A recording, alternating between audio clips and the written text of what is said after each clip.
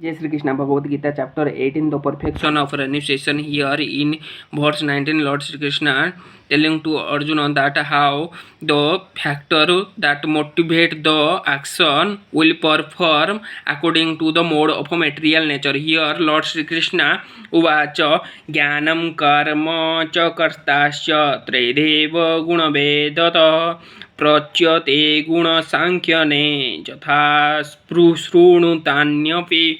It means according to the three mode of material nature there are three kind of knowledge, action and performer of action. Now Lord Sri Krishna telling to hear from me. Here the purport is in 14th chapter the three division of material nature were elaborately described.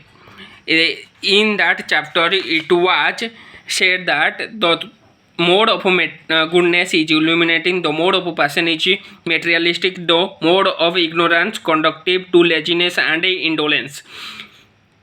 All the mode of material nature are binding. There are not source of liberation. Even in the mode of goodness one is conditioned. In the 17th chapter the different types of worship by different types of man in the different mode of material nature were described. In this verse Lord Sri Krishna says that he wished to speak about the three different types of knowledge, workers and work itself according to the mode of material nature.